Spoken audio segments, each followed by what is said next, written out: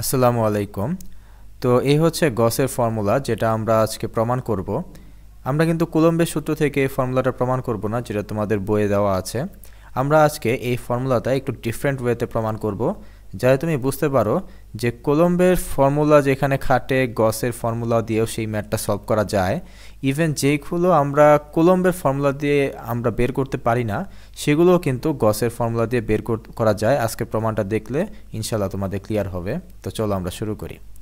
So এই ফর্মুলাটা একটু ডিফারেন্ট ওয়েতে প্রমাণ করার জন্য তোমাদের দরকার হচ্ছে কোণের ধারণাটা একটু ভালো মতো থাকতে হবে। এখানে আমি সলিড অ্যাঙ্গেল বা নতুন ধরনের একটা কোণ, সেটা আমি তোমাদের একটু ইন্ট্রোডিউস করাবো। ধরে নিলাম যে এটা হচ্ছে নর্মালি বৃত্তের একটা অংশ, অ্যান্ড বৃত্তের যদি এইটুকু দৈর্ঘ্য যদি হয় এস, বললাম ব্যাসার্ধ হচ্ছে আর, এবং এই কোণটা থেটা, তাহলে আমরা সবাই জানি যে এস ইজ ইকুয়াল টু এখানে আর থেটা লেখা যায়, তাই না?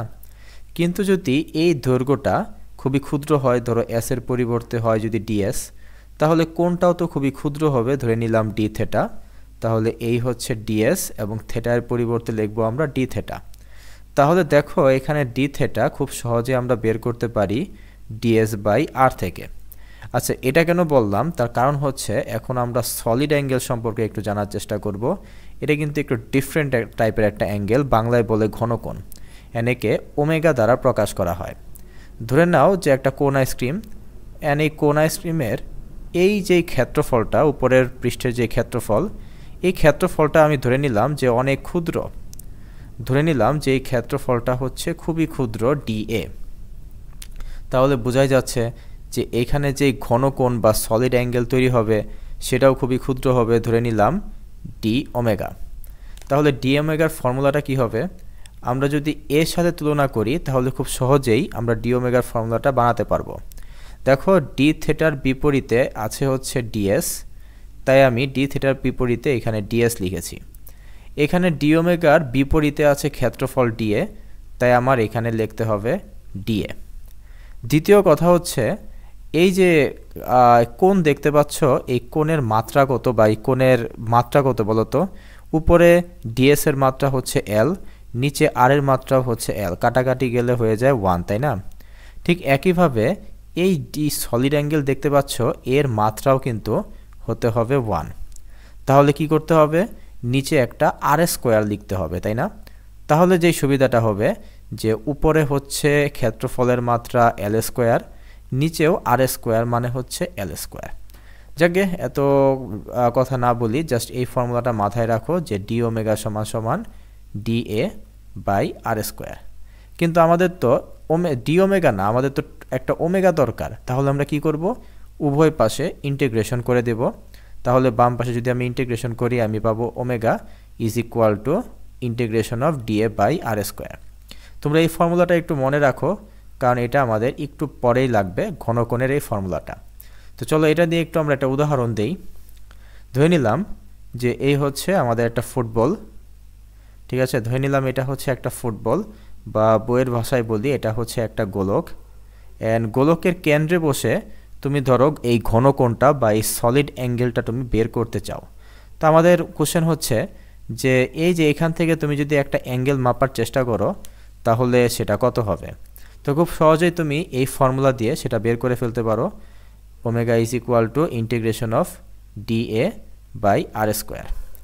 ওকে, এখন খেয়াল করে দেখো যে তুমি যদি এখানে ক্ষুদ্র একটা ক্ষেত্রফল নাও ডিএ, তার দূরত্ব কিন্তু আর, তাই না?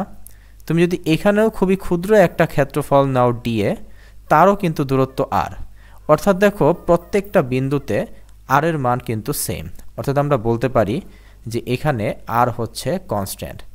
অ্যান্ড কনস্ট্যান্ট থাকলে যেন কি হয়, আমরা এই আরটাকে বাহিরে বের করে দিতে পারি, তাই না? কারণ ইন্টিগ্রেশন বা ডিফারেন্সিয়েশন তো কনস্ট্যান্টের উপরে হাত দেয় না। তারপর আমি যদি এই ডিএ কে ইন্টিগ্রেশন করি, তাহলে সিম্পলি আমি পেয়ে যাব হচ্ছে এ, তাই না? কীভাবে পাবো? এটা তো একদমই ইজি। যে আমি যদি ডিএ কে ইন্টিগ্রেশন করি, ধরে নিলাম মনে মনে সামনে একটা এ টু দি পাওয়ার 0 আছে, তো a to the power 0 plus 1, 0 plus 1, এই দেখো খুব জটপট দেখিয়ে দিলাম যে ইন্টিগ্রেশন অফ ডিএ মানে হচ্ছে অ্যাকচুয়ালি এ, তাই তো? যাকে এখন দেখো তো এ কত হবে? এই যে ফুটবলের যে চামড়া, তার ক্ষেত্রফল কত? তার ক্ষেত্রফল হচ্ছে 4 পাই আর স্কোয়ার।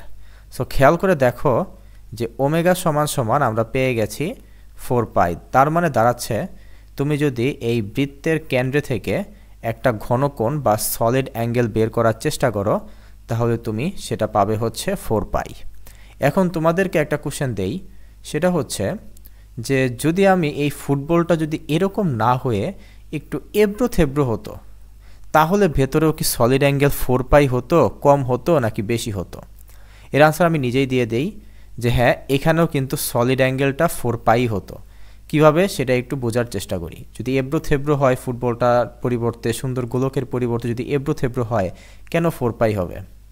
খেয়াল করে দেখো যে একটা লজিক দিয়ে বোঝাই, যে ধরে নাও এই দুইটা রেখা, এর দৈর্ঘ্য হচ্ছে 1 মিটার, এর দৈর্ঘ্য হচ্ছে 1 মিটার, এর মধ্যবর্তী কোণ হচ্ছে ধরে নিলাম 30 ডিগ্রি। এখন আমি যদি এই 1 মিটারের পরিবর্তে একটু দৈর্ঘ্যটা বৃদ্ধি করি, ধরে নাও 2 মিটার, তাহলে কি এই কোণটা চেঞ্জ হবে নাকি না? বুঝতেই পারছো কোণ তো আর চেঞ্জ হবে না, কোণ তো 30 ডিগ্রি থাকবে, তাই না? অর্থাৎ আমি দুটো দৈর্ঘ্য যাই করি না কেন কোণ কিন্তু 30 ডিগ্রি থাকবে। ঠিক একইভাবে তুমি যদি এই গোলকটাকে একটু এবড়ো থেবড়ো করে নাও, অ্যান্ড তুমি যদি মাঝখানে বসে যদি সলিড অ্যাঙ্গেলটা বের করার চেষ্টা করো, ফর্মুলা কি? Integration of D A by R square, তুমি দেখবে এটাও কিন্তু 4 পাই আসবে। ঠিক আছে? সো এই কনসেপ্টটাই আমরা এখন গসের ফর্মুলা প্রমাণ করার সময় অ্যাপ্লাই করব, যে আমি একটা সুন্দর গোলক নিলেও 4 পাই আসবে, আমি যদি একটা সারফেস এবড়ো থেবড়োভাবে নেই তাও কিন্তু 4 পাই আসবে। সো গসের ফর্মুলাতে আমরা চলে যাই। গসের ফর্মুলা তো আমরা এখন প্রমাণ করব, তাই তো? তো আমরা কী করব, ধরে নিলাম যে এখানে কিছু পরিমাণ চার্জ আছে, অ্যান্ড খেয়াল করে দেখো কুলম্বের সূত্র হলে তো আমরা এরকম সুন্দর একটা গোলক নিতাম, কিন্তু আমরা এখন সুন্দর গোলক না, কারণ তোমরা জানো যে গসের ফর্মুলা আমরা কিন্তু চাইলে যে কোনো রকম সারফেস নিতে পারি, এবড়ো থেবড়ো সারফেস হোক, সুন্দর সারফেস হোক, একটা সারফেস আঁকাতে হবে আর কি। তো ধরলাম এই হচ্ছে আমাদের একটা সারফেস বা তল, অ্যান্ড এই সারফেসের নাম হচ্ছে গাউসিয়ান তল। ওকে, এখন চলো আমরা গসের সূত্রটা প্রমাণ করব। অর্থাৎ দেখো তো এই ফর্মুলা বাম পাশে আছে integration of E dot DS. আচ্ছা, ডিএস কি সেটাই বলা হয়নি, একটু এখানে বলে দেই। চলো আমরা এখন integration of E dot DS বের করার চেষ্টা করব। সো ডিএস কি? ডিএস হচ্ছে ক্ষেত্রফল ভেক্টর, আর ডিএস হচ্ছে ক্ষুদ্র ক্ষেত্রফল ভেক্টর। ক্ষুদ্র ক্ষেত্রফল ভেক্টর মানে কি? ধরে নাও যে তলের এই পয়েন্টে, ধরে নাও এই পয়েন্টের ক্ষেত্রফল খুবই ক্ষুদ্র, তাই না? আর তোমাদের কি মনে আছে যে ক্ষেত্রফল ভেক্টরের দিক কোন দিকে হয়? ধরে নিলাম এটা হচ্ছে একটা তল, ঠিক আছে? তাহলে ক্ষেত্রফল ভেক্টরের দিক হবে সোজা লম্ব বরাবর, তাই না? ধরে নিলাম এর ক্ষেত্রফল যদি হয় এ, তাহলে ক্ষেত্রফলের ভেক্টরের দিক হবে সোজা উপরের দিকে। ঠিক একইভাবে এই ক্ষেত্রফলের সাথে সোজা উপরের দিকে হবে হচ্ছে ডিএস ভেক্টর। আর দ্বিতীয়ত আমি যদি এই পয়েন্টে ই এর মান বের করার চেষ্টা করি, ধরে নিলাম এই হচ্ছে আমাদের আর, এবং ই এর দিকটা হয়তো ডিএস এর সাথে হবে না, একটু এদিক সেদিক হতে পারে, সেটা কোনো সমস্যা না। তো ই এর ফর্মুলাটা আমরা এখন কীভাবে বের করব? ই এর ফর্মুলা হচ্ছে 1/4 পাই, সিম্পল, যে কুলম্বের সূত্র আছে কিছুটা ওইরকমই, 1/4 pi epsilon Q by R square, তাই না? সাথে একটা যদি একক ভেক্টর লাগিয়ে দেই তাহলে আমি ভেক্টর ফর্ম আকারে এই ইটা পাবো, আর এই হচ্ছে আমার ডিএস। ওকে, তো আমি এর ফর্মুলাটা লিখলাম।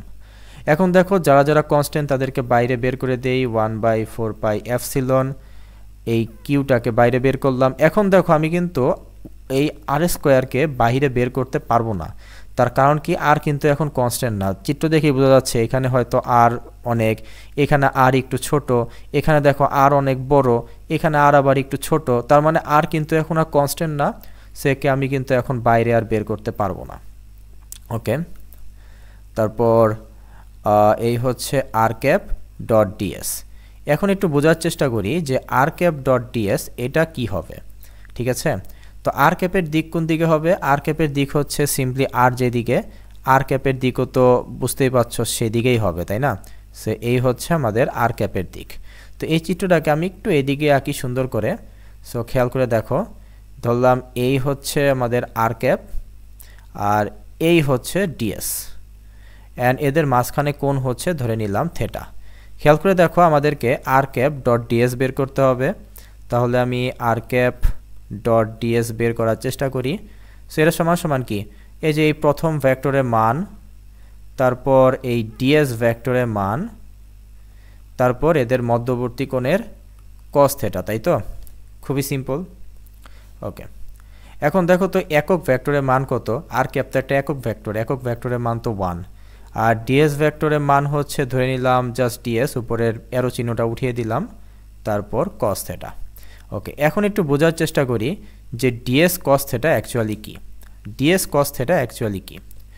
আমি যদি এখন ds কে উপাংশে ভাগ করি তাহলে আমি কি পাবো? একটা উপাংশ হয়তো পাবো হচ্ছে এই দিকে, এবং আরেকটা উপাংশ পাবো হচ্ছে আমি তার সাথে লম্ব বরাবর, তাই তো? তো যার সাথে অ্যাঙ্গেল ওই দিকে আমি পাই হচ্ছে ds cos থিটা, অর্থাৎ r ক্যাপ বরাবর যেই উপাংশটা পাবো আমি ds এ, সেটা হচ্ছে ds cos থিটা, অ্যান্ড লম্ব বরাবর উপাংশের মান হবে ds sin theta. ds sin theta নিয়ে তো আমাদের কোনো কাজ নেই, আমাদের কাজ হচ্ছে ds cos থিটা। অ্যান্ড এই ds cos থিটাকে যদি আমি dA ধরে নেই তাহলে দেখো এইটুকু হয়ে যায় হচ্ছে ধরে নিলাম dA। তাহলে কি দাঁড়ালো? এই যে r.ds, অর্থাৎ এই যে r.ds সমান সমান dA আমি এখানে বসিয়ে দিলাম। সো 1/4 পাই এপসিলন, এই হচ্ছে dA আর এই হচ্ছে r স্কোয়ার। দেখো তো এই পার্টটা চেনা চেনা লাগে কি না? একটু আগেই দেখলাম যে সারফেস এবড়ো থেবড়ো হোক, সুন্দর গোলক হোক, যাই হোক, এই দেখো যে integration of dA by r square সমান সমান 4 পাই, তাই না? সো এটা আমি একটু এখানে লিখি, এটা সমান সমান হচ্ছে 4 পাই। সো দেখো 4 পাই কাটা কিউ বাই এপসিলন। সো এই তো গসের ফর্মুলা। সো E.ds সমান সমান হচ্ছে কিউ বাই এপসিলন। তো ফর্মুলাটার প্রমাণ হয়ে গেল। এখন এই ফর্মুলা নিয়ে তোমাদের সাথে একটু কথা বলা যাক। সেটা হচ্ছে এখানে কিউ জিনিসটা কি। মাথায় রাখবে যে ধরে নাও যে এই হচ্ছে একটা সারফেস। দেখো এই সারফেস তোমার ইচ্ছা, তুমি চাইলে সুন্দর করে ওই সারফেসটা আঁকতে পারো, তুমি চাইলে এবড়ো থেবড়োভাবেও আঁকতে পারো, যেভাবেই নাও না কেন সূত্র একই হবে। তো আমি ধরে নিলাম ভেতরে +2 কুলম -3 কুলম, এবং সারফেসের বাইরে আমি ধরে নিলাম +5 কুলম। এখন তুমি যদি আমাকে বলো এই ফর্মুলায় কিউ কত হবে, আমি বলবো কিউ সমান সমান হবে +2 এবং -3। ঠিক আছে, আমি কিন্তু এই +5 কুলম আমি নিব না। তার কারণ হচ্ছে এই সারফেসের ভেতরে +2 এবং -3 আছে, তাই আমি +2 এবং -3কে এই ফর্মুলায় বসাবো। এবং ইন্টিগ্রেশন অফ E.ds, তোমরা কি খেয়াল করে দেখেছো যে আমি এখানে একটা গোল্লা চিহ্ন দেই, এই যে এখানে একটা গোল্লা চিহ্ন দেই, এই কথাটা মানে হচ্ছে যে আমি একটা বদ্ধ তলে। আচ্ছা, আরেকটা কথা আমাদের লেখা দরকার ছিল, সেটা হচ্ছে এই যে এখানে একটা এস দেওয়া দরকার ছিল। ঠিক আছে, সো এস মানে কি? এস মানে হচ্ছে সারফেস। এই যে এই সারফেসের নাম আমি ধরে নিলাম, এটা হচ্ছে এস সারফেস। অ্যান্ড খেয়াল করে দেখো তো এই সারফেসটা কি বদ্ধ না? এই সারফেসটা তো বদ্ধ। ধরে নাও এটা হচ্ছে একটা ফুটবলের ভিতরে যদি +2 কুলম চার্জ থাকে, তাহলে কি তুমি তাকে বাইরে থেকে দেখবে না তো, কারণ ফুটবল এই +2 কুলম চার্জকে বদ্ধ করে ফেলেছে। ঠিক একইভাবে এই সারফেসটাও এই ভেতরের চার্জগুলোকে বদ্ধ করে ফেলেছে। সো এই জন্য আমি এখানে একটা গোল্লা চিহ্ন দিয়েছি, মানে আমি একটা আবদ্ধ তলে ইন্টিগ্রেশন করছি। কিভাবে ইন্টিগ্রেশন করছি? এখানে ক্ষুদ্র একটা ds নিচ্ছি, তারপরে তার সাথে ই ডট করছি, অ্যান্ড যতগুলো এরকম E.ds পাওয়া যাবে সবগুলোকে আমরা যদি যোগ করে দেই, যোগ করা মানে তো ইন্টিগ্রেশন করা, তাহলেই আমি এই ফর্মুলাটা পেয়ে যাব। ঠিক আছে, তো আজকের এই ভিডিও এই পর্যন্তই ছিল। So thank you.